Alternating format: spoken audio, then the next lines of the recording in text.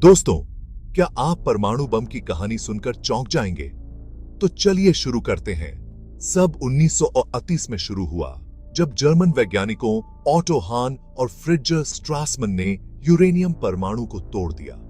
यह पहली दफा था जब किसी ने परमाणु विखंडन करके दिखाया। इसके बाद अल्बर्ट आइंस्टीन और लियो स्टिलार्ड ने अमेरिका के राष्ट्रपति रूजवेल्ट को चिट्ठी लिखी। उन्होंने बताया कि जर्मनी भी इस तकनीक पर काम कर सकता है।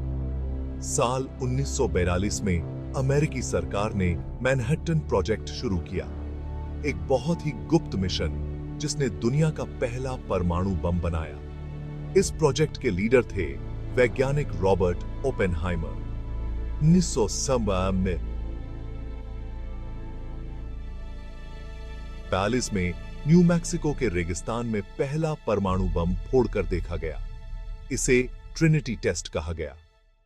इसके बाद जापान के हिरोशिमा और नागासाकी शहरों पर बम गिराए गए, जिससे दूसरा विश्व युद्ध खत्म हुआ। तो दोस्तों, ये थी परमाणु बम की कहानी। वाकई में विज्ञान कितना हैरान कर देने वाला होता है, क्या आपको नहीं लगता? परमाणु बम के विकास में एनरिको फर्मी का भी महत्वपूर्ण योगदान था, जिन्होंने पहला परमाणु रिएक्टर बनाया।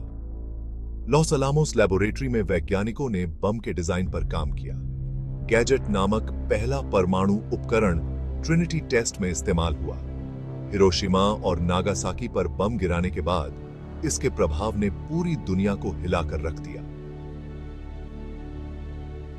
इसकी बड़े बात की आम उम्मीद की परमाणु निरस्त्रीकरण पर कई अंतर्राष्ट्रीय चर्चाएं शुरू हुई। आज परमाणु ऊर्जा का उपयोग शांति और विकास के लिए भी किया जा रहा है। परमाणु बम की कहानी में कई महत्वपूर्ण व्यक्तियों और घटनाओं का योगदान रहा है। विज्ञान और तकनीक की इस यात्रा ने हमें बहुत कुछ सिखाया है। उम्मीद है कि हम इस ज्ञान का उपयोग मानवता के भले के लिए करेंगे। 20वीं सदी की शुरुआत में वैज्ञानिकों ने परमाणु संरचना और ऊर्जा के बारे में कई महत्वपूर्ण सिद्धांत प्रस्तुत किए।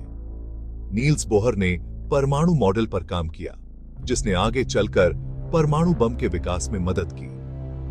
1900 की बोर सप्ताह था,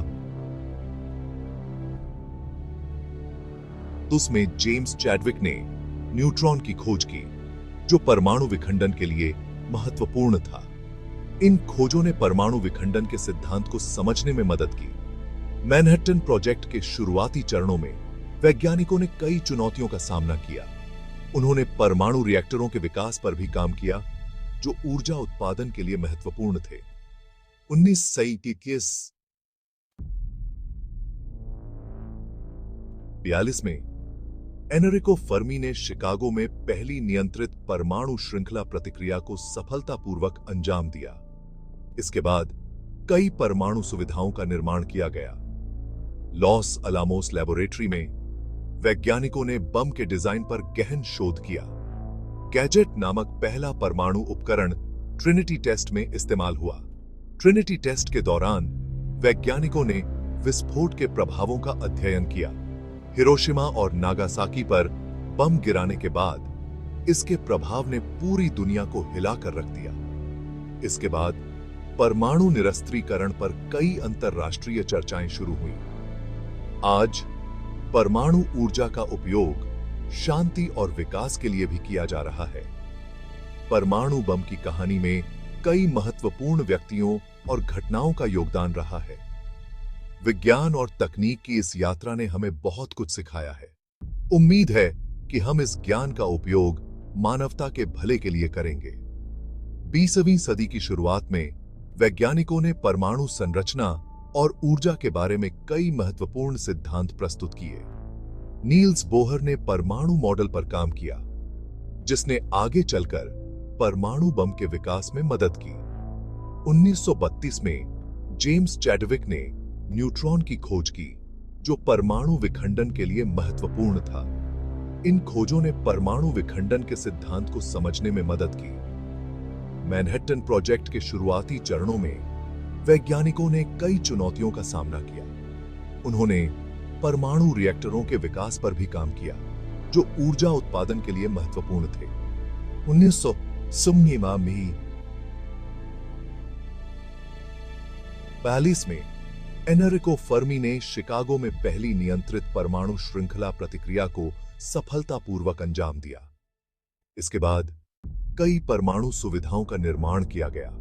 लॉस अलामोस लैबोरेटरी में वैज्ञानिकों ने बम के डिजाइन पर गहन शोध किया। गैजेट नामक पहला परमाणु उपकरण ट्रिनिटी टेस्ट में इस्तेमाल हुआ। ट्रिनिटी टेस्ट के दौरान वैज्ञानिकों ने विस्फोट के प्रभावों का अध्ययन किया। हिरोशिमा और नागासाकी पर बम गिराने के बाद इसके प्रभाव ने पूरी दुनिया को हिलाकर रख दिया।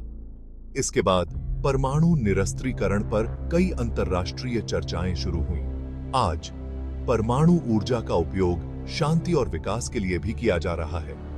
परमाणु बम की कहानी में कई महत्वपूर्ण व्यक्तियों और घटनाओं का योगदान रहा है। विज्ञान और तकनीक की इस यात्रा ने हमें बहुत कुछ सिखाया है। उम्मीद है कि हम इस ज्ञान का उपयोग मानवता के भले के लिए करेंगे।